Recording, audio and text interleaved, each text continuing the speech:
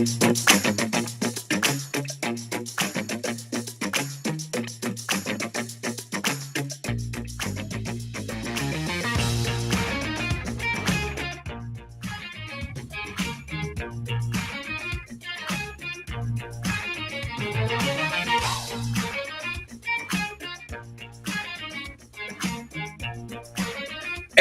good evening to everybody across the Sunshine State as we come to you live here on this Wednesday night as we get ready for state semifinals week here across the Sunshine State. That's right. State semifinals are here. And you know what's interesting? It's hard to believe that 3 rounds of playoff games have already happened here. And it's just really fascinating to see who has emerged among the pack of teams that are now going to be in the state semifinals. 18 games this week. And when we talk about it across 9 classifications, 18 games, 9 classes, there's only spot for 2 teams in each of the 9 classifications. And I got to tell you, it is the most wonderful time of the year. Yes, Christmas is coming. I hope you all had a great Thanksgiving. Welcome to the Drive the State show here on FloydHSFootball.com and the FloydHSFootball.com social media platforms on Facebook, YouTube, and X, that platform also known previously as Twitter. And definitely appreciate everybody joining us here tonight. And of course, as I said, 36 teams now left among the playoff field. 36 teams, 18 games this week. 2 of them are actually going to be played tomorrow. All of them were supposed to were scheduled for Friday, but 2 of them have been moved up because the Class 1R teams decided to move up because they're playing next Thursday night. And it really is, I think it's going to be really interesting to watch to see how the 1R teams unfold. But I can tell you this, again, online classifications, it's going to be really fun to watch. And the chat box is already popping up here. And definitely appreciate everybody that is joining here. And there's Emery Smith right there, as always, sitting there. I hope I had a great everyone had a great Thanksgiving. There were some unexpected results and upsets last week. Yes, we will definitely get to those, Emery, and definitely about Booker beating Bishop Road. That is definitely a thought we were going to talk about. And of course, Lake Wells in Vanguard. That's a game I was at, Lake Wells and Vanguard, on Friday night last week, and had some technical difficulties with the live stream broadcast for FHS Network, but I did not expect to see what Vanguard did and to Lake Wells, and that we'll talk about here in a few minutes. And of course, Charles Bell, good evening to you. And he is tuned in. Yes, I'm glad to have you on here. And as we get the table set here, of course, we'll go over, kind of recap what happened last week in the regional finals.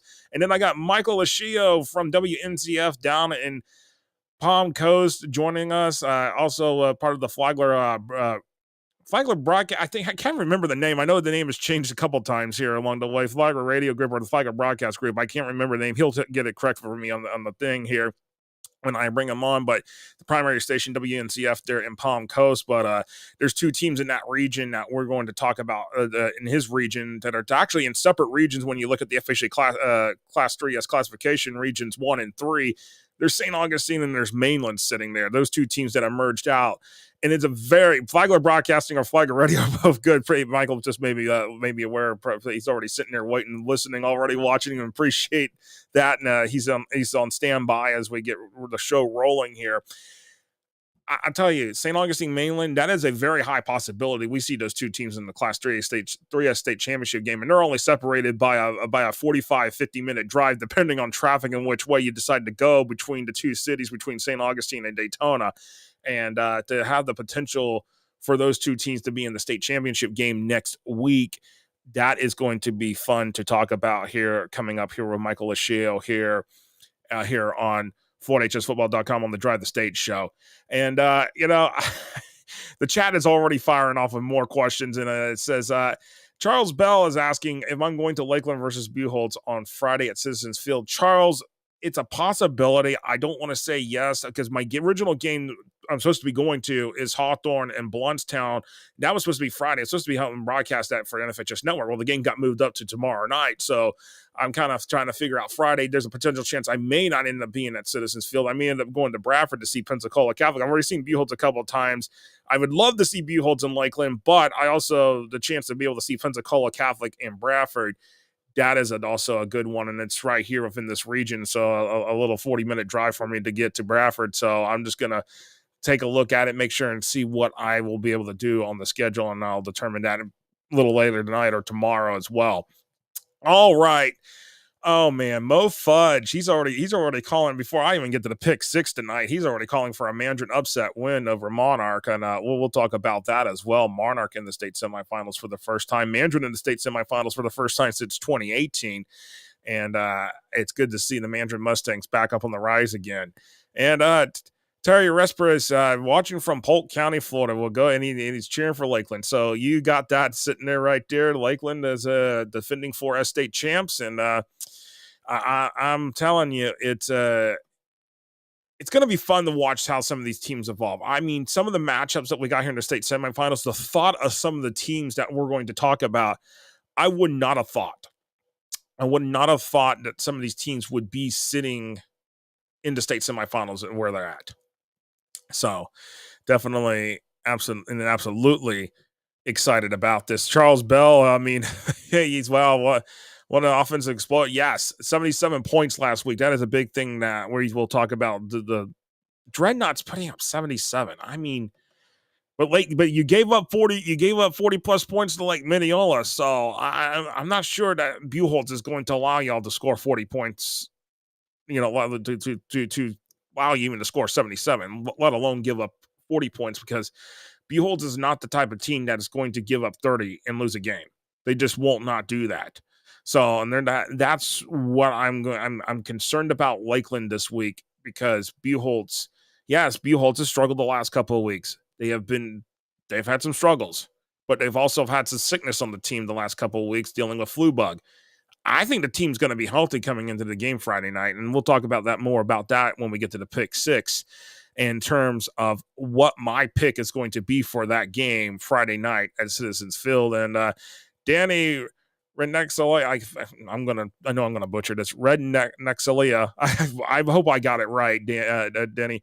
Appreciate you coming to the game, Vanguard game. Well, appreciate y'all having us there. Definitely a game that I thought it was going to be a lot closer, and definitely not that kind of game. Definitely a game that I was stunned by and how the teams went. Coach Denzel, all right. There you go. Appreciate it, man. Thank you so much. That works so much easier. There we go. All right. With that said, before I get into anything else, I really need y'all to do, if y'all are watching and doing and whatever you're doing, if you support the show, you support everything that we do, but you're not subscribed to our MVP membership subscription, I really would love for y'all to sign up and support the website here. And I'm going to bring it up here on the screen and show y'all where it's simple and easy to do that. Go on FHSFootball.com. You can go under here, the MVP button right here, or if it's on the mobile menu, you just click the little mobile menu on the top left corner of your screen, and the MVP logo will be sitting there right there, and you can just click on that, and you'll see the first one. Subscribe. Also, the other information, including MVP count information, which is where the count center where you can control your subscription is sitting at. FAQ with frequently asked questions. That gives you information. That's also available here on the MVP subscriptions as well, right down here as well. But we've got three different membership plans. MVP Platinum is the best deal, $90 per year, but we do have the Gold membership, which is 6 months for $50, and the monthly membership for $10 as well. And I be honest, I really hope if y'all support what we do, this is the best way to support us as well, right here, by signing up for an MVP membership.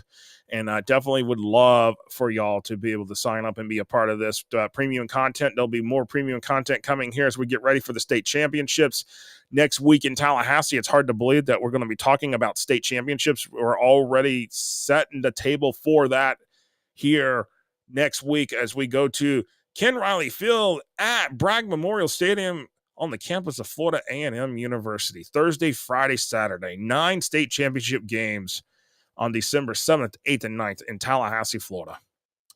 Unbelievable. It is that time of year. But yes, go on to FortHSFootball.com/subscriptions and you can sign up for an MVP membership. Definitely appreciate all the support for everybody that all the support that the people that have given us support so far. And if you haven't signed up, sign up. That's the best way to give us support. Support the website. We're independent. We've always been independent for almost 15 years now, and wouldn't have it any other way. So with that said, I'm going to actually, we've already got the playoff brackets up here on the screen here, and we're just going to roll right into it here to kind of recap what has happened. We'll start with the Metro classification, go into the Suburban, and then go from there. And Jennyland, yes, I'm trying to see if we can get that Bradford Pensacola Catholic game. So I'm hoping that we can go and see that game Friday night in Stark. I know the whole entire town of Stark is going to be there, and man, all of Bradford County. That is a huge game. Second year in a row, state semifinals for the Bradford Tornadoes, by the way. And they got Pensacola Catholic this year in that game as they host it there at David Hurst Stadium on Friday night in Stark. All right, Class 4M. Let's roll into Class 4M, I should say, with the brackets here real quick. As you can see, Mandarin did pull off the upset over Sanford Seminole, and Sumner just came up short against Plant. Plant's back in the state semifinals for the first time since 2018. But here we go. Looking at it right now, and you got Monarch, who really took care of business against Palm Beach Central. Monarch is in the state semifinals for the first time. I'm really impressed with what Monarch is doing. And then we've got Columbus down here. Kind of started off slow against Western, but took care of business. And now we've got this reseeding, I should say. Yes, all the teams are reseeded for the state semifinals. Columbus hosting Plant on Friday. And, of course, Mandarin will make the long trek down I-95 against Monarch. And I've got a pick on that game of that Monarch-Mandarin game. I might surprise some people. With my pick on that game. So just forewarning you, giving you a warning about the pick six coming up here around 8:45 tonight. All right. So that sets the table for the 4M playoffs. 3M, here we go.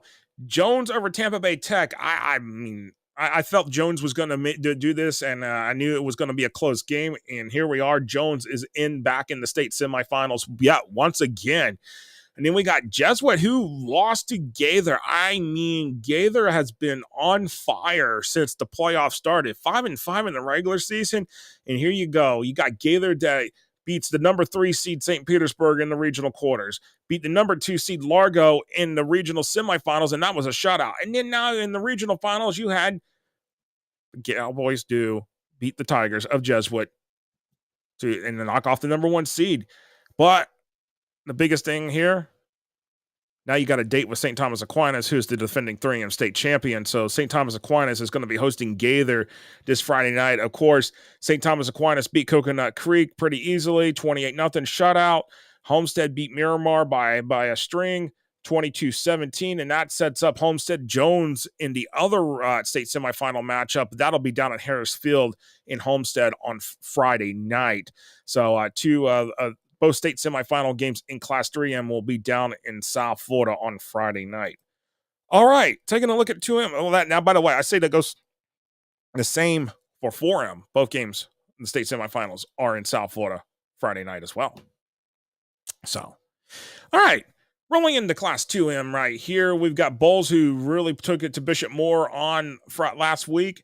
And now that sets up a date with them with Miami Norland, who actually ended up beating Miami Central again for the second time this year. And it took overtime in both games for the Vikings to beat the Rockets. The Rockets, defending Class 2M state champion from last year, they're no longer in the playoffs. Miami Norland now has a chance to play for a state championship for the first time since 2010.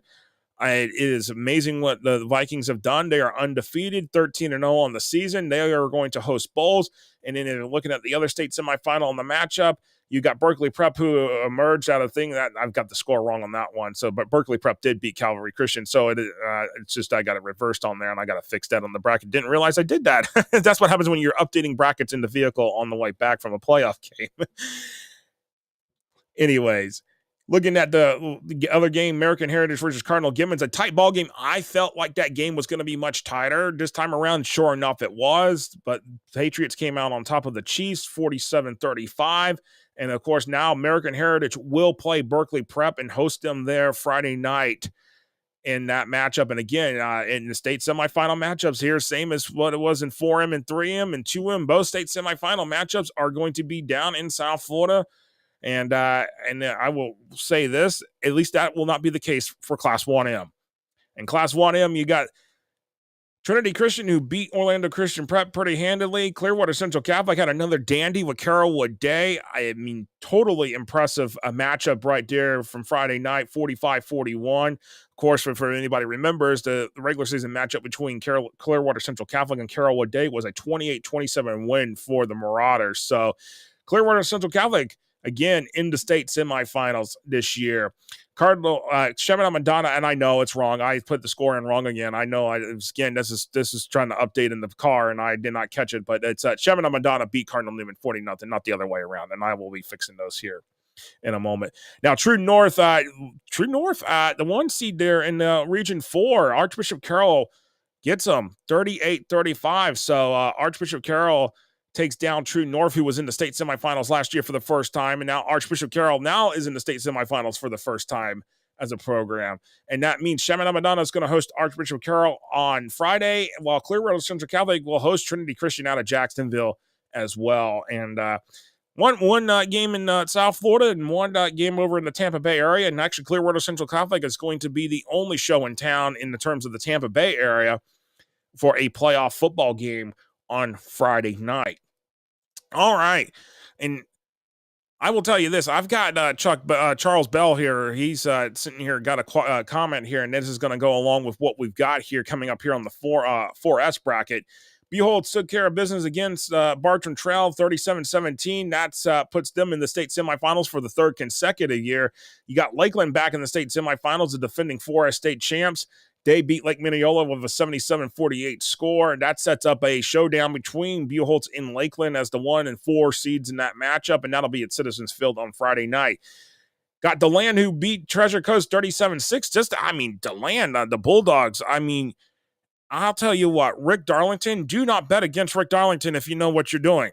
Do not bet against Rick Darlington. This is his second year at DeLand, and he's got DeLand in the state semifinals, and the last time I believe DeLand was in the state semifinals, I want to go back all the way. And actually, Michael Lischio, I know we talked about two teams, but there's a third team in DeLand. I know Michael knows a little bit about DeLand as well, because I know that's a team that also impacts the schools in this region from his coverage area. DeLand, I want to say, this is the first state semifinal trip.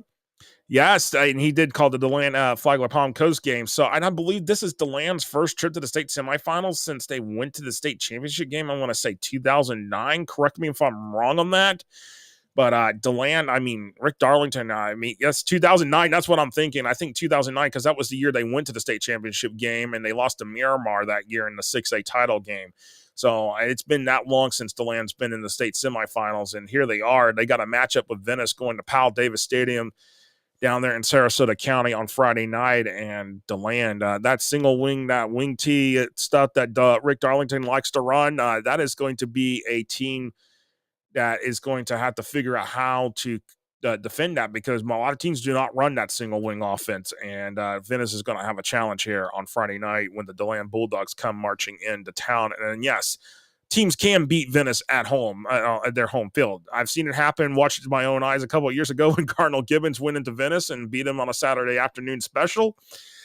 And I will leave it at that one. That was a very chippy game 2 years ago. I remember that. So again, this Venice DeLand matchup, that is going to be a really, really good showdown to keep an eye on Friday night. And I'm going to bring up Charles Bell's comment here about the defense. He thinks the defense will be way better for Lakeland this week against Buchholz. And I'm not counting Lakeland out, Charles. I am not counting Lakeland out of this. I know Lakeland's the defending state champs. I just know that what I've seen out of Buchholz, and having seen Buchholz several times this year, I am just, for me, I didn't think the Buchholz Bobcats was a state semifinalist type team this year. Not at the start. I didn't have them pegged for the state semifinals this year. I had them pegged, potentially getting the playoffs. I wasn't sure if they were going to win their district just because there was some changeover. But the addition with Miles Grant coming in off the offseason, Trace Johnson's just having a heck of a sophomore season. I mean, those two factors alone have made what the Buchholz Bobcats are now. And we can't deny that. And that changed the whole dynamic. And here we are now that we've got Buchholz sitting there 13-0, perfect record still. And they're sitting here facing the defending 4S state champs. And this is a home field advantage for Citizens for Buchholz at Citizens Field. The fans will come out. The fans are very loud. I know the Lakeland fans are going to travel well. They're going to make it a ruckus atmosphere. I know for sure that it's going to be that kind of atmosphere at Citizens Field on Friday night. This is going to be one of the biggest games in the state on Friday night, regardless of who you're cheering for or who you're rooting for. This is classic high school football at its best. And I'm really certain that this is going to be, if Lakeland wins, hey, that's great. You get to go and defend your state championship and defend it on the field, play one more week. But if Buchholz wins, that puts them in the state championship game for the first time since 1990. So, and that was that year Buchholz won, I believe, the 5A title that year. So, yes, 1990. All right. Over to Emery Smith's comment here real quick. And he said, DeLand has been impressive this year. Venice versus DeLand should be a great matchup. And I don't disagree with that one. I think a lot of people around the Sunshine State don't disagree either with you, Emery. All right. Rolling on to the 3S bracket here with the results that we had from last week. St. Augustine beat Choctaw 35-26. And then Vanguard, excuse me as for saying this, curb stomping Lake Wells. I didn't think that would happen. I did not think this would happen. 52-15. I just, Vanguard kind of struggled out of the gate a little bit, but then all of a sudden the light bulb went off and everything just started going Vanguard's way, and they played lights out, both offense, defense. That just caused all sorts of trouble for the Highlanders, and sent the defending Class 3S state champions home with a loss, and the only loss of the season. Mainland, the thing I know that's wrong on there. It's Mainland 35, Sebring 14. I've got to fix that again. Putting them in the long slots for some reason. I don't know what I was doing, but Dunbar beat Naples 12-10, and that was interesting because of a 96-yard kickoff. A 96-yard kickoff return in the final seconds of the game is what won Dunbar that game. Naples was up 10-6 with like 10 seconds left. And actually, Emery Smith is bringing it up here, and I'll pop it up what Emery Smith is saying, because this is exactly what happened here. Dunbar was ahead 6-3. Naples scored a touchdown, 10-6 lead with 10.7 seconds left in the game, and then Dunbar responded with a 96-yard kickoff touchdown return to win, and by a score of 12-10. And that right there, those are football games you love to watch. You love to watch and see that happen. And of course, the NFHS network had that game streaming as well on the network via the camera there at Naples High School. And I know for a fact that game, nobody, I think they could have charged $20 per person for that game, and people would have watched that game. That's because this is one of those classics. And yes. Oh, and I love this one. Fun fact, Dunbar got to the 4th round with a 2-year starting kicker at quarterback. That's something I did not know. I will admit, I did not know that. 2-year starting kicker at quarterback. That is impressive. Thank you, Malcolm Nex, for sharing that. I really appreciate that, because that is fun. Those are the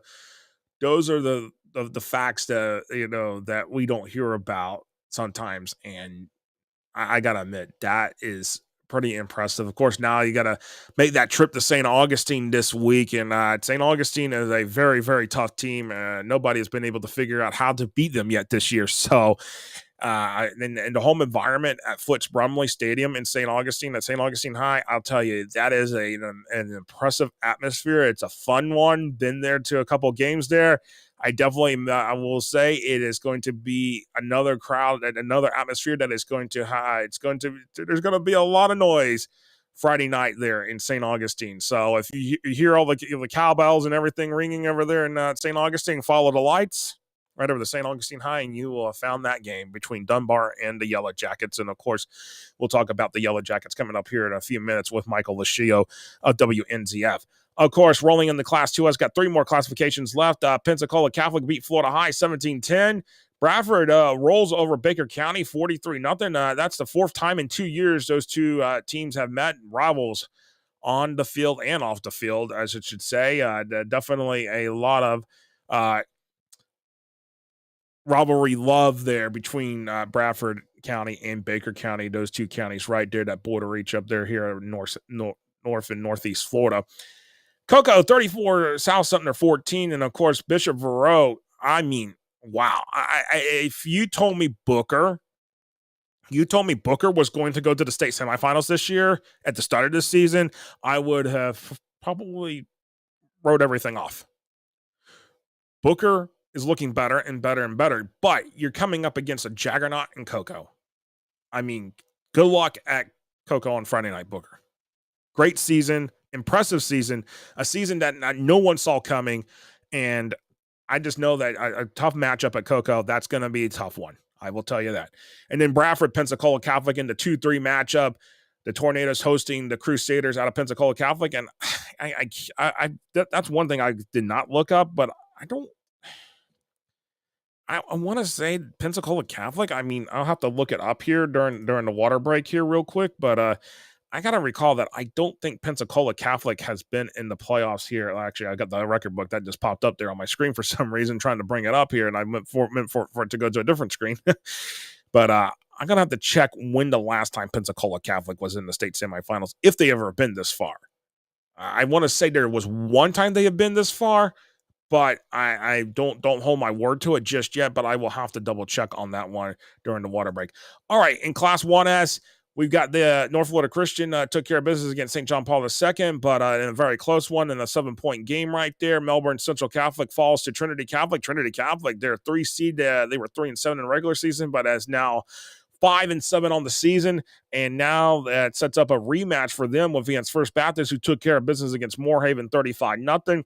Cardinal Mooney 42-0 over Victory Christian. So you got First Baptist, Trinity Catholic in the 1-4 matchup. Cardinal Mooney, North Florida Christian in the 2-3 matchup, and Trinity Catholic. It'll be a rematch of the two teams in the state, the Class 1 State Championship from last year. So keep an eye on that matchup. If Trinity Catholic wins, I wouldn't be surprised if Trinity Catholic actually wins up the entire thing. Trinity Catholic could go 7-7 by winning the state championship. That would be unheard of. I mean, the only team that I know one team I know went 5-5 back in 2011 in the first year of the rural classification. That was Jefferson County 5-5, and they ended up winning the state championship. But I don't recall a team that has had a losing record go all the way to win a state championship. But yeah, Malcolm, are you saying Booker T. Washington did that one year? Correct me if I'm wrong, because that might be the one team I'm trying to. If that is the case, I believe someone may have mentioned that before, but I want to check that. Booker T. Well, yeah, 5-5, but okay, 5-5. Okay, that's what he's saying. But 5-5 and won the state championship. Yes, but I don't know if a team ever went 3-7 in the regular season and won a state championship. I don't know. And yes, Michael Lischio, you're right about that. Bartram Trail started off 0-5 that one year, and then went up 5-5 in the regular season, made a deep playoff run. So yeah, you're correct about that. But I don't know if a team has ever gone 3-7 and won the state championship. So we will have to keep an eye on that and see what happens there. All right, in the final classification, we got Class 1R. Bozeman to beat Holmes County after starting off slow, but they came back and got Holmes County and beat them. And Bluntstown just a little over Port St. Joe, 14-10. Madison County had a little bit of a struggle there with Union County, but comes out on top 17-14. And Hawthorne takes care of business by dispatching Williston 34-16, which sets up Hawthorne at Bluntstown at Hawthorne on tomorrow night, and Madison County hosting Bozeman also tomorrow night. Again, the 1-hour games have been flipped to tomorrow night, so will be interesting to see how the results of those two games happen, as they both games, I should say, are kicking off at 7:30 tomorrow night. Hawthorne hosting Bluntstown at Annie Mae Phillips Stadium in Hawthorne, and Madison County hosting Bozeman at Boot Hill Stadium as well. So, yes, and Boot Hill, yes, Justin Burt coming in here saying Madison County, but Boot Hill, tough place to play. Go Cowboys. Yes. That is a tough place to play. I've seen a few games there myself, and I know that is tough for opponents to go in and play at. And Madison County, they have a very, very loyal fan base there, and they're resilient out there in Madison. I will tell you that. They are very much a resilient bunch. With that said, that is a look at the playoff brackets here as we get rolling here, and we're going to take a 1-minute water break, and then I'm going to bring Michael Lischio from WNZF here and to talk about several teams, actually. St. Augustine, Mainland, and talking about a little bit of DeLand, because he has seen DeLand too, and there are 3 teams that potentially could be in the state championship games next week between Class 3S and Class 4S, and good evening, Matt Cerncy, to you, and they call it the University of Hawthorne out there apparently now with the Hawthorne Hornets, but we will definitely see y'all tomorrow night for the game against Bluntstown. And we're going to take a 1-minute water break here in a moment here. And when we come back, we'll have Michael Lischio from WNZF here on the show. But stay tuned. We'll be right back right after this.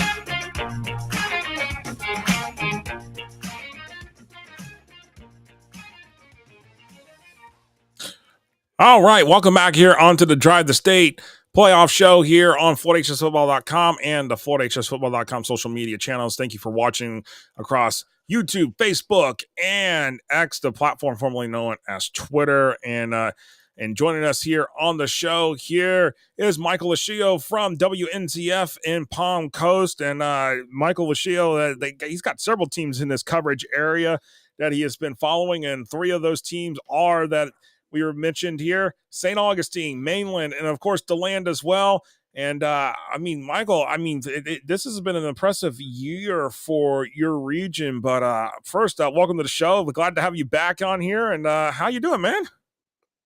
I'm doing well. It's Christmas season. I'm very excited about the holidays. Very excited to still have football going on in this part of the state. I would say that this is kind of one thing I'm glad about is that in St. John's, Flagler, and Volusia, we're pretty much staying away from the moving van this year. Well, that's good. Just about every school in the Tri-County area either made the playoffs or they have a first-year coach. So, not a lot of change coming this winter, and I'm very excited about that. And I'm very excited, of course, the alma mater.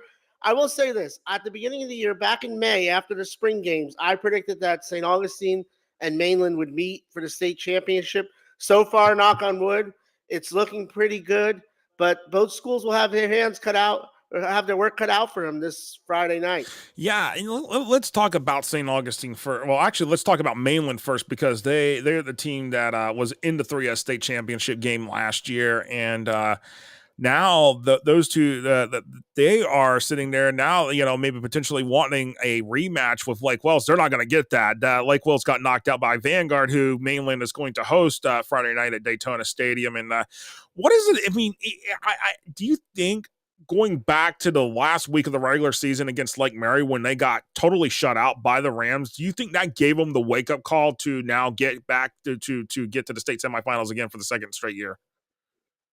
I think it definitely refocused them. I don't know if they needed a wake up call, but it definitely did laser in their focus. And they have been playing lights out football these last few weeks. You could argue that, even though Vanguard is a third ranked team left in 3S, you could argue that Vanguard might be the best all around team. This Mainland team has done it a little differently than teams in the past. Snap Wood, their offensive coordinator, departed. He got a college job, and now they've become more of a run-heavy team. They're going to give the ball to Kamani Robinson. DJ Murray, former FPC Bulldog, great kid. He's going to use his legs, and then he's what I call a Throwvember quarterback. So a Throwvember quarterback is in November in the playoffs. You don't have to have the guy who throws for 300 yards a game. What you need is a guy that on 3rd and 7, he can make an 8-yard pass. And that's what they've got in DJ Murray. But one thing that hasn't changed at DeLand is this defense. This defense is as good as they come. You got LJ McCray, the Florida commit, Ramon McCullough, Dennis King, Christian Hudson. That defensive line is stout. And then they've got a great linebackers in RJ Hill and Myron Schaefer behind them, Isaiah Shine, Eli Gilliard, and Jamison Holiday in the defensive backfield. That's where Mainland makes their hay, is with their defense. And that's why it was kind of surprising, that Lake Mary result.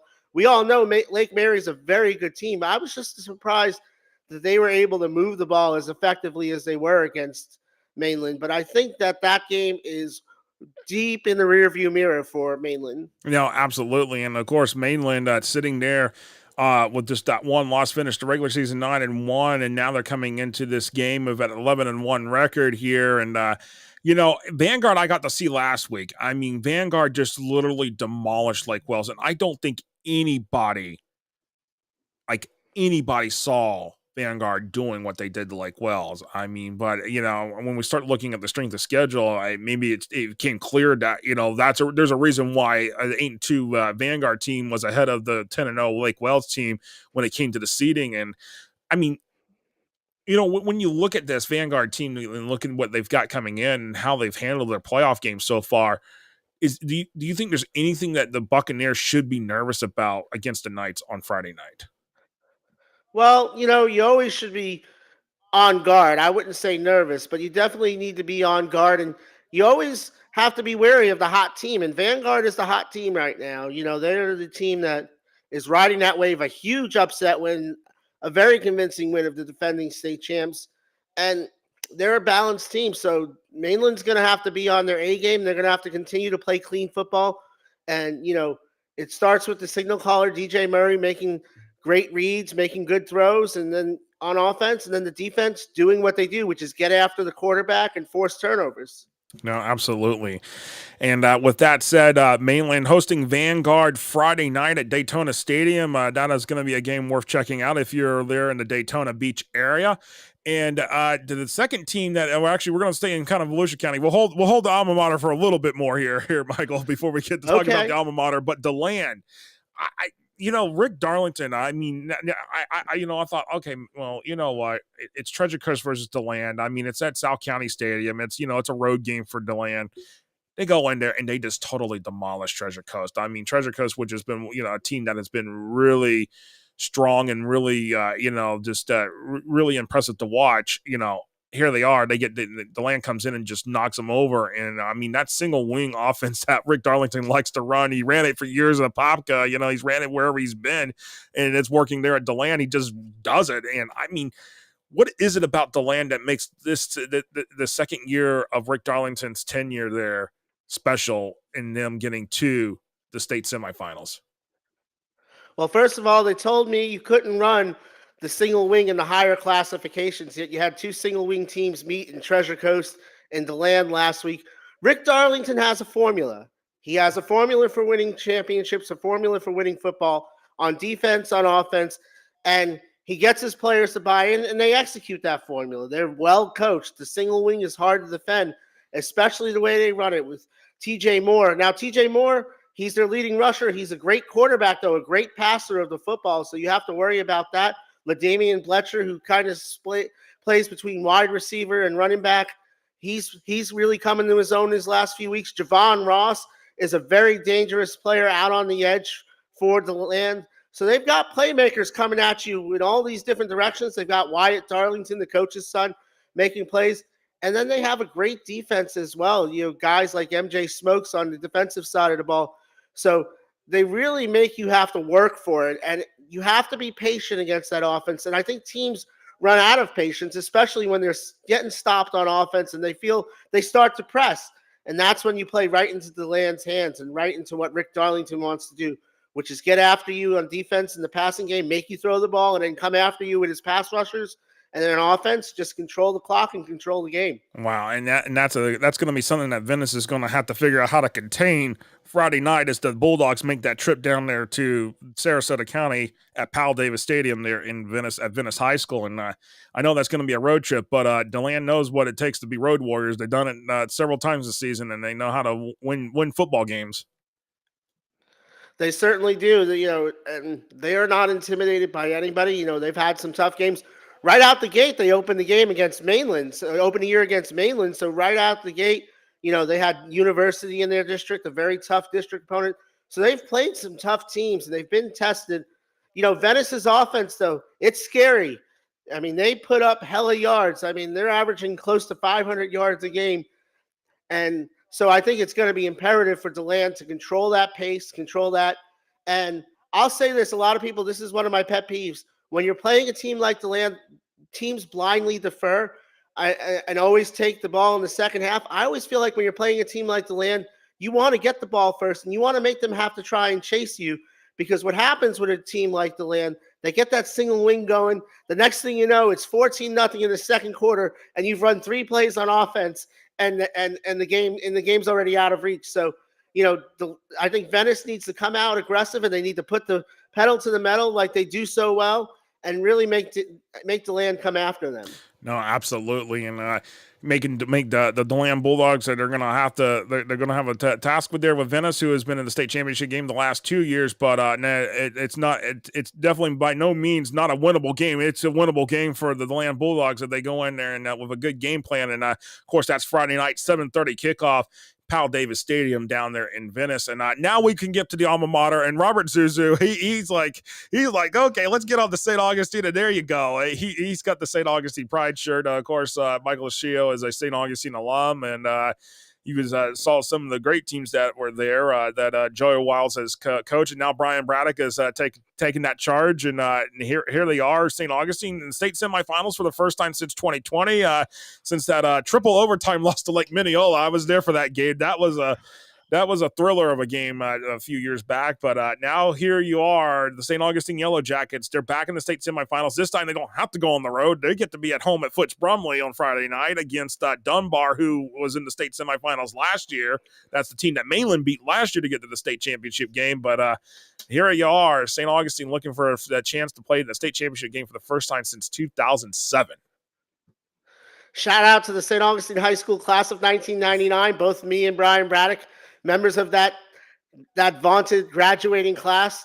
St. Augustine, Dunbar, you talked about the way they lost, the way they won last week. If I was Naples, you almost rather lose by 40 points than just have your heart ripped out of you. It's a game of attrition. It's a back and forth.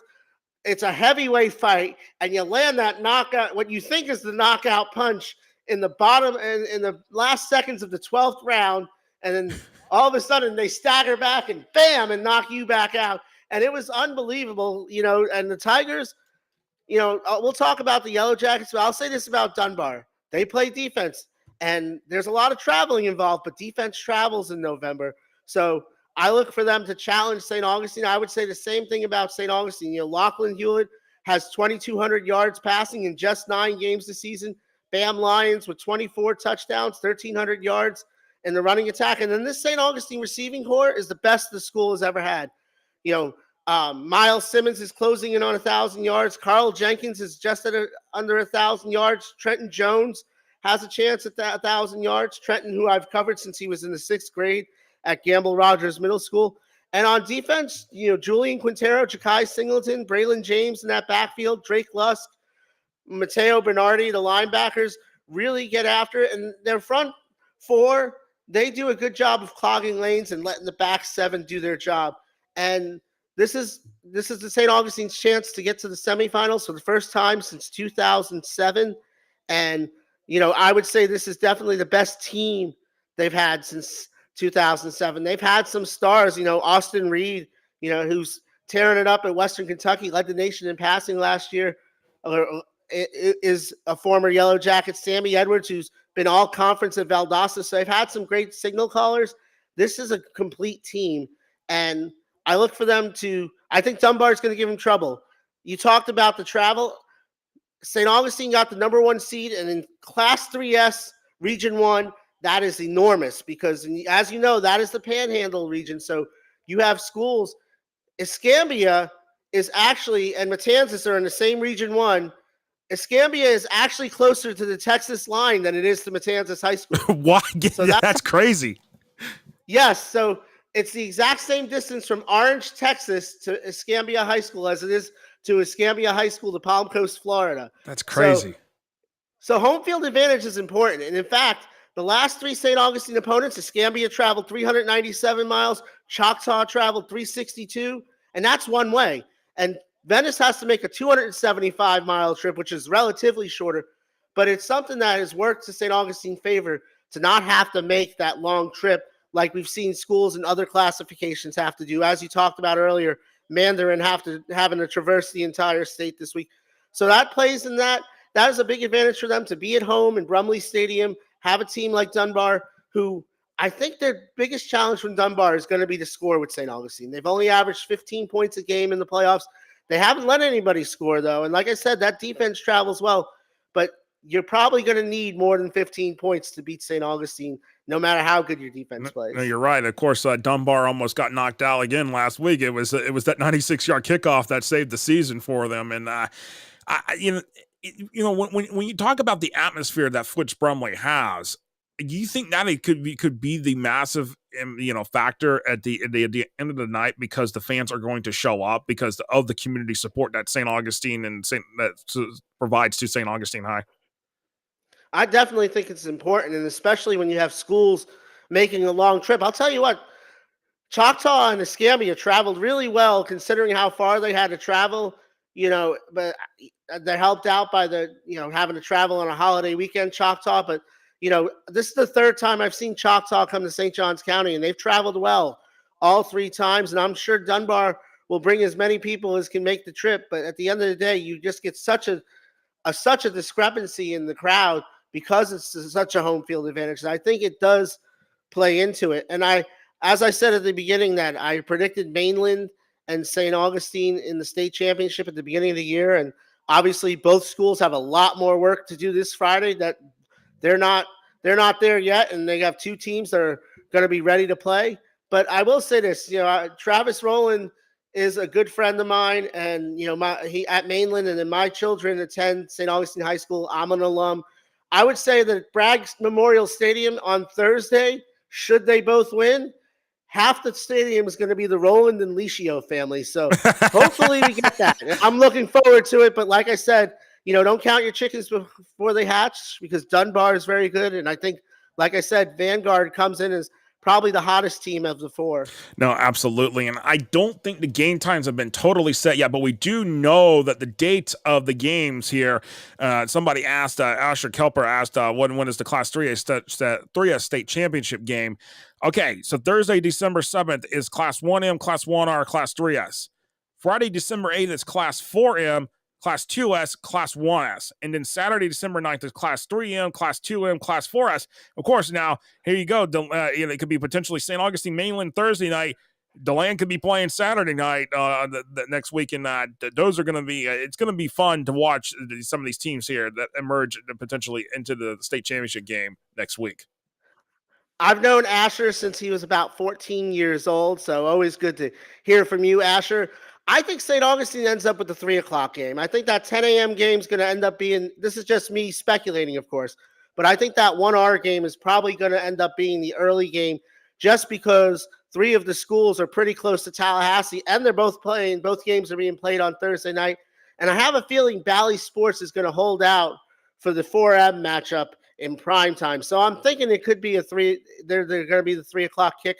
I base this on nothing but a feel, but hopefully I have a reason to be at the 3S game no matter what time it is. No, absolutely. Of course, I was kind of assuming this is what I was thinking. Since we're kind of speculating on times, I'm actually thinking the 1 game will actually be the 10 o'clock game because of the number of fans that will travel, that the number of fans that will be in the stands.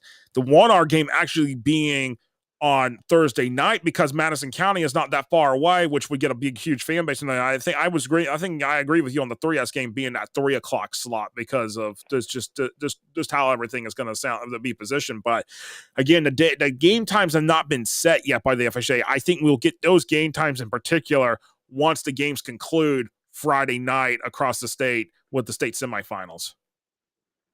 Yeah, I would say so. They usually move pretty quickly, and they need to. Yeah. No, and then, of course, to 10, 3, and 8 each day, Thursday, Friday, and Saturday. So we know the kickoff times. We just don't know the kickoff times on the specific games. It's going to be cold Thursday in Tallahassee. That I know for sure. I believe the high is going to be in the mid-50s. So if you're at the 10 a.m. game or the 8 o'clock game, you're probably looking at a kickoff in the mid-40s. So enjoy the frozen tundra of Bragg Memorial Stadium. No, absolutely. And Michael, I appreciate you joining us here tonight. And stay tuned because I've got the pick 6 coming up, and I've got picks coming up here. So I'll tell you, it's going to be fun, and I may surprise some people with some of these picks. So we'll see what happens here in a moment. I appreciate it, Josh. I'll be talking to you hopefully next week in Tallahassee, and thanks again for having me on. No, appreciate it. That's Michael Lischio from WNZF down in Palm Coast. They're on 94.9 FM down there in Palm Coast. Does some Flagler Sports Reports Mondays and Fridays down there, and also has the Rich and Mike Sports Show on Saturdays down there as well. So give it a tune in, WNZF down there in Palm Coast. I appreciate it, Michael. Thank you, sir. You're welcome. All right, Mike. That was Michael Lischio there joining us here on the Drive the State show, and I appreciate everybody that's joining. Asher Kelper saying great job, Mike, and Robert Zuzu is like later, Mike, but they all know Mike very well down there, and definitely appreciate it. And Gene McKenzie, thank you so much. Go to FloydHSFootball.com for all the brackets, layouts, and times, and state game days as well. So appreciate that as well. Thank you so much, Gene McKenzie, for the shout out there. And with that said, I was going to take a water break, but no, I think everybody has been waiting for this. I really think everybody has been waiting for this. It is time for the Pick 6. And yes, we're going to start with the suburban and rural classifications here coming up here. And as you see here, we've got the picks in for all the games here, 4S, 3S, 2S, 1S, and 1R. Starting off with 4S, Lakeland versus Buchholz. I am taking the Bobcats to beat the defending state champs. I know Lakeland is finding their way here late in the playoffs, but Buchholz, the Bobcats just look mighty impressive. Yes, I know you're going to tell me they struggled the last 2 weeks starting out, but it's not how you start, but it's how you finish. And Buchholz has always finished their games consistently every single week this season. That is not the same case for Lakeland. I know Lakeland wins on the road. They have won on the road this year more than they have won at home. Of course, they've won at home in the playoffs as being 1 seed coming out of Region 2. But I'm struggling to give Lakeland my pick, and that's why I'm going Buchholz here. All right, I know I'm going to hear it from the Venice fans. I'm going to land, as we just talked about that single wing offense. I don't know if Venice wins the coin toss and defers to the second half, they will regret it. DeLand wins the coin toss. Well, I think DeLand takes the ball and just runs with it and see what happens from there. And I'm going with DeLand to pull off the upset against Venice on the road at Powell Davis Stadium. Yes, I am taking DeLand to match up with Buchholz in the regional, in the state semifinals, actually in the state championship game. And you know what? I'm going to bring this comment up from Charles Bell. What if Lakeland beats Buchholz Friday? What would you say if you were wrong with this pick? I admit it. I'll admit it if I'm wrong. It wouldn't stun me that if Lakeland beat Buchholz. It wouldn't stun me. It wouldn't be a shocker. But I just like what I've seen from the Bobcats. What kind of Lakeland team am I going to get Friday night? That's what I'm wondering about. There's been too much all over the roadmap this year with Lakeland. I know they struggled in the first part of the season. I get it. I know they're coming around late, but this is Buchholz. This is the most impressive Buchholz team I have seen.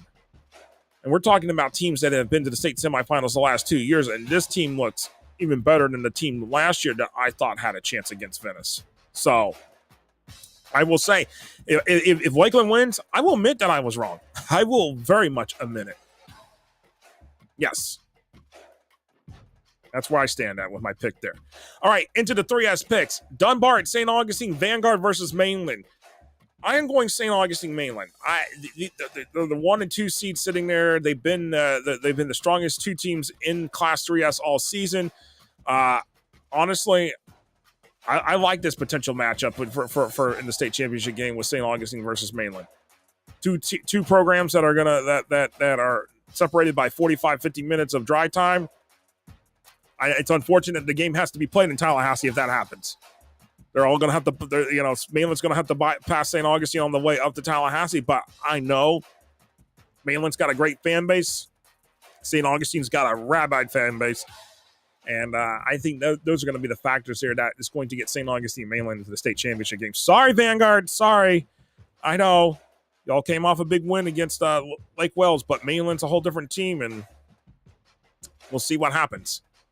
But, of course, Vanguard's looking for their first state championship game appearance since 1994 when they had a guy named Dante Culpepper as quarterback. And if you're from Florida, you understand Dante Culpepper very well. Of course, went to UCF to play football there and then played some years in the pros. But his mark was made there at Vanguard. All right, into the 2S picks. Got Booker at Cocoa here, and then we got Pensacola Catholic at Bradford. Booker has been on a tear here in the playoffs, but Cocoa is a whole different team, and I just think the Cinderella story of Booker is going to come to an end here, and Cocoa wins. And then Pensacola Catholic at Bradford. Pensacola Catholic's got to make the long trip over to Stark, and that's why I am taking both Cocoa and Bradford here to win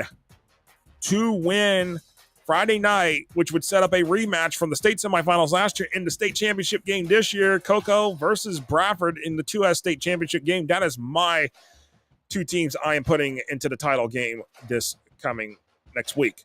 And then we got into the 1S games. We got Trinity Catholic at First Baptist, a rematch of the state championship game from last year, this time in the state semifinals. And then, of course, North Florida Christian at Cardinal Mooney. I'm going First Baptist. It's a long road trip for Trinity Catholic, but if Trinity Catholic wins, I would put them the peg to win the state championship game at that point. But it's a long road trip to First Baptist, defending state champs. And I'm just taking First Baptist here. It's just going to be a tough one. North Florida Christian at Cardinal Mooney. North Florida Christian, I'm not so certain what's going on there with the Eagles, and that's why I'm pegging Cardinal Mooney to play in their first state championship game since 1972. First Baptist versus Cardinal Mooney, and that'll be a really interesting one if that happens. First Baptist versus Cardinal Mooney in the state championship game next week. Two teams there from Southwest Florida would be playing there along the Southwest Florida corridor along I-75 in the state championship game in 1S. That'd be really, really interesting, but we'll see what happens from there come Friday night. In the 1-hour games, which are tomorrow night, not Friday night now, Youngstown versus Hawthorne at Annie Mayfield Stadium, Bozeman versus Madison County there at Boot Hill. And I'm going Hawthorne in Madison County, which would be a rematch of the 2021 state championship game. And we all remember that game very well. Was 13-12 is what I want to say the score was. 14-12. Hawthorne missed 2 extra points, which cost them the game. I think it was 13-12. Yes, 13-12 was 1 point. Hawthorne tried to get it, and they lost the state championship game. But, of course, next year came back. This past year, 2022, they won the state championship game there, and now Hawthorne's looking for their second straight state championship. Madison County's looking for their first since 2021. And I'll say this, Bozeman, what a run they've been on. Undefeated this year. I mean, they're 12-0 on the season coming into this game. Man, I'm trying to figure out this Bozeman team, but Madison County, it's a tough place, and that's why I'm going Hawthorne versus Madison County for the Class 1R State Championship next week. Let me grab some. Had to take a sip, wet the whistle here a little bit.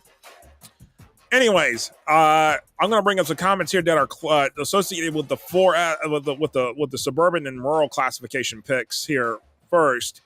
And Robert Zuzu believes St. Augustine is going to stump Dunbar, and we're going to roll that one here. And Charles Bell thinks the tough schedules have gotten the Knots ready for this, and he's talking about Lakeland there, and we'll see what happens there Friday night against Buchholz. And Emery Smith says this, Booker has been lucky by winning 3 consecutive games against an opponent with a higher seed. Nobody expected them to get this far, but I don't think they'll make it 4 in a row. Coco's too good. Coco will beat Booker and advance to the Class 2 State Championship. I definitely agree with you there, Emery, on that one. It's Coco is a tough team, and it's going to be hard to win like that there on the road, especially a tough team like that. All right, Governor Williams says Pensacola Catholic running backs Thunder and Lightning coming to town. Yes, but has anybody seen Bradford's defense? Has anybody seen Bradford's defense? I'm telling you, Bradford's defense plays sideline to sideline, end zone to end zone. They are a tough defense to crack, and if Pensacola Catholic can crack that, then congratulations. That I will congratulate them on that one, because I'm telling you, the Tornadoes defense is tough, and they rarely give up points. So I'm just warning y'all, Pensacola Catholic, Bradford's a tough team. Bradford is a very tough team. And looking at that, Stuart Power saying, he said, well, look at you, Michael Lischio. Michael Lischio sitting there getting some compliments there after having the interview here with us here on the Drive the State show. And Robert Zuzu is asking me what game I'll be at Friday night. Well, tomorrow night I'll be at Blountstown Hawthorne. Friday night I'm looking at potentially Pensacola Catholic Bradford. So if I get the Stark and see that game, that's where I'm going to be at. Not too far up the road for me, having a couple state semifinal games in the backyard. So I will take that. And I wish I could make it over to St. Augustine, but just a little bit of a jaunt there right this second. But when I've got 2 state semifinals in the backyard here, actually 3 if I want to count, obviously the Hawthorne-Blountstown game being in terms of all the state semifinal games in the Gainesville region. But right now looking at Pensacola Catholic versus Bradford on Friday night. All right, and it says if Lakeland Charles Bell comes back. If Lakeland beats the Bobcats, do they win the state championship? Do you see it? I can see it. But if it's versus DeLand, it's going to be a tough one. I will tell you, it's not going to be easy. I will tell you, it's not going to be easy if that's Lakeland versus DeLand. And Gene McKenzie, oh man, Bradford people have showed up here. They will not get nowhere running the ball. I mean, he's talking about Pensacola Catholic guy. It's if anybody is, if you've not seen Bradford's defense is very, very legitimate. They are tough. Oh wow, Justin Bird jumping in here. Bozeman can't handle Madison County speed. Oh, well, we will see what happens come tomorrow night. Of course, that game 7:30 kickoff at Boot Hill Stadium in Madison. And the Hawthorne Quarterback Club says, go Hornets. They're joining us here, watching. Appreciate y'all watching. And Michael Lischio jumps in and says, Tornadoes are allergic to allowing points. That, I like that. Never thought of it that way. Allergic to allowing points. I'm sure the Bradford people would appreciate that one. All right. And William Hankerson says Bradford defense is the best in the state. I don't disagree with that. That defense is lights out. And of course, the game I saw, they gave up it was a 3. There was a field goal right at the end of the game, into regulation. They had not given up a point for like 47 minutes and 59 seconds. So if you tell me that, I mean, try to figure that out. Try to figure out how to put points up on the board over the course of 48 minutes against Bradford. A lot of teams have not been able to figure out that this year. Only very few teams have been able to score on Bradford this year. Very, very, very, very few. Actually, the most amount of points they gave up was in the game when they went down to Miami to play True North. A whole total different environment. So I expected that. But anywhere else, yeah. Oh, Pop Jones is like, wait until you see Coco's defense. Well, I mean, Coco has a solid defense. That's why I'm calling for a rematch. Coco versus Bradford in the state championship game. I think that is going to be a dandy. Because if it's defense versus defense, we may be talking free football if that happens. Free football, yes. Let's see what happens. Well, let's see what happens. All right. With that said, I have got to get into the metropolitan picks, in the metro classes, 4M, 3M, 2M, and 1M. Here we go. Let's roll with the metro classes. In 4M, I got Planet Columbus and Mandarin at Monarch. And honestly, I'll tell you what, I'm going Columbus. Plant in the state semifinals for the first time since Robert Wiener's second to last year. And the best playoff run since then. But I mean, Plant, they have won every game by one score, 7 points or less the last 3 weeks. Columbus is tough. But I'm going Columbus there, Tropical Park. I'm taking Columbus to beat Plant and to defend her for a 4M state title next week in Tallahassee. Mandarin to Monarch. Monarch's been on a roll, but Mandarin's been on fire. Monarch 1 seed coming out of Region 3, but Mandarin out of Region 1. Mandarin. The Mustangs, they've got something. They got something to prove, and that's why I'm taking Mandarin to upset Monarch on the road this week to set up a rematch of the 2018 state championship game from Class 8A that year, which was between Columbus and Mandarin, which Mandarin won that state championship game in 2018. Who would have thought we would be talking about a potential state championship rematch from 2018 and 2023 between Columbus and Mandarin? I didn't, but here we are. I think that's a potential. That's why I'm going Columbus versus Mandarin here. Monarch, they're in the state semifinals for the first time. But if Monarch wins and beats Mandarin, well, I mean, it's South Florida versus South Florida in the 4M state championship, but I'm just not seeing it. I'm going Columbus versus Mandarin here in this one. All right. 3M, Gaither at St. Thomas Aquinas, Jones at Homestead, Homestead at Harris Field down there in Homestead. I am setting up for a Aquinas Homestead rematch of the 3M state title game from last year.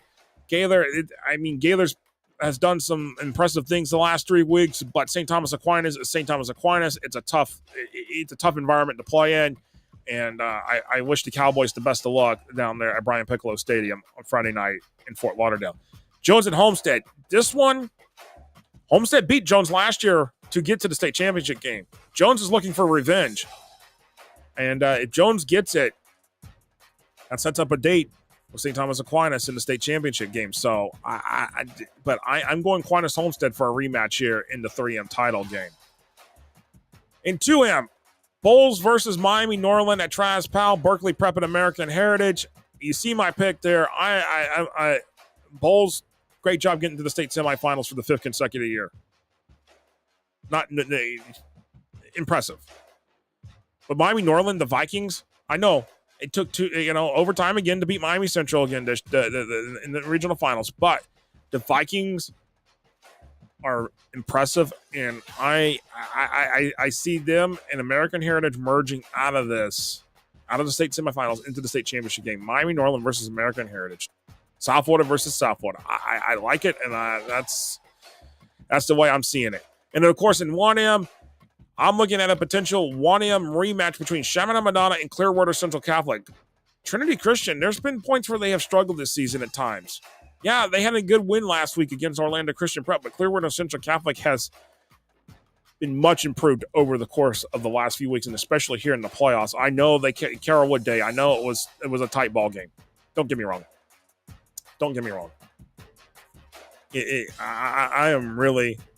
I'm going for that Chaminade Madonna Clearwater Central Catholic rematch. I don't think anybody can beat Chaminade Madonna. Nobody. So that right there, I'm telling you, it's gonna be really interesting to watch these with the Metro classifications, how they come out Friday night. Quay Nunelli says Norland has the best defense. I mean, Norland's defense has been on fire, and that's the reason why I'm pegging them to the state championship game. I think they even could win the state championship. So that's how much I feel about Norland right there. And looking at a couple other comments here. Pop Jones says, go Mandarin. And then, oh, wow, Pop Jones is replying to William Hankerson. Coco's defense has 50 sacks this year, and he knows about the Bradford defense, and I know they are tough and well coached. I want to see that matchup again. And I think a lot of people in the state want to see that Coco Bradford rematch in the Class 2S. And, of course, I got a couple other comments popping up here. So let me get to them here right now, and we'll pop that up as a thing. And Emery Smith saying rematch in the state championship. I thought the Class 2S state championship last year was Coco versus Florida High. Yes, it was Florida High, but Coco versus Bradford was in the state semifinals last year, so it's a rematch. It would be a rematch, just not in the state semifinals. It would be in the state championship game. Bradford would like a rematch with Coco, and honestly, they've been clamoring for it to be at the state championship game, not in the state semifinal game this year. So they may just get their wish. William Hankerson asking me, which defense will you take? I don't want to side with any particular one defense here, so we'll see what happens when we get after Friday night. Then we'll talk about that. Deal, William? Deal. Christopher Light chimes in and says, this week is where dreams are made. Good luck to everyone out there this week. Yes, good luck indeed to everybody out there. And, oh, wow, the Viking crowd is here. Bo Marquez says Vikes. We got Jermaine Carter saying Vikes. Tamara Williams. We got the South Florida contingency here tonight. I appreciate it. I love it. Bradford is tough, no weakness. That is from head coach Jeremy Bell of the Port Orange Atlantic Sharks, who played Bradford in the first round. Here you go. I mean, take it from a coach that had to go up against them. And, Bo Marquez says Norland over 50 sacks. Yeah, I know it's there's a lot there. I mean, a lot of teams that have had a lot of sacks this year. And, of course, Norland won with over 50 sacks and only has given up 100 yards rushing twice this season. So, and Charles Bell says Lakeland versus DeLand in a 4S state championship game would be epic. I mean, yes, a lot of these state championship games would be epic. I'll tell you that right now. Yes. And, of course, Tora Wallace says, Nade boys, indeed. And talking about Shamana Madonna there for potentially getting to the state championship game once more. And, of course, St. Thomas Aquinas. I'll tell you this. St. Thomas Aquinas got this, in the state championship game. They make it. They win the state championship this game this year. They'll be the first team in the Sunshine State ever to win 5 straight state championship games. Yes. Miami Central would have been the other one, but Miami Central is out. No team in Florida has ever won 5 straight state championship games. Let's see what happens, because every time a team has been in line to win a state champion, go 5 straight, they have gotten knocked out. So no team has done it, but St. Thomas Aquinas could be the first one, and their chances are pretty good to potentially get there and win that state championship game. All right. Well, we've been on air for about an hour, a little over an hour, but we definitely appreciate everybody joining us here on the Drive the State show. And it's been a lot of fun here. We're getting ready for state championships. Stay tuned. We'll have more about what we're going to do for programming with the state championship games next week in Tallahassee. Looking ahead to Bragg Memorial Stadium. We're all 9 games. Looking forward to it. With that said, we appreciate everybody that has been watching and joining in. And I've already seen Robert Zuzu pop up these last few comments here. Nice hearing from you, Josh. Talk to you soon. And then Emery William Smith says, great show. As always, definitely appreciate that as well. For myself here at FloatHSFootball.com, appreciate everybody watching the Drive the State show here on YouTube, Facebook, and on X, the platform formerly known as Twitter. We appreciate y'all joining us here this week. We will be back next week with more Drive the State with the state championships on the line at Bragg Memorial Stadium in Tallahassee. Until then, enjoy your week of state semifinal games around the state and stay warm with the chilly weather. It is now almost winter season here. So until then, see you next week and so long for now.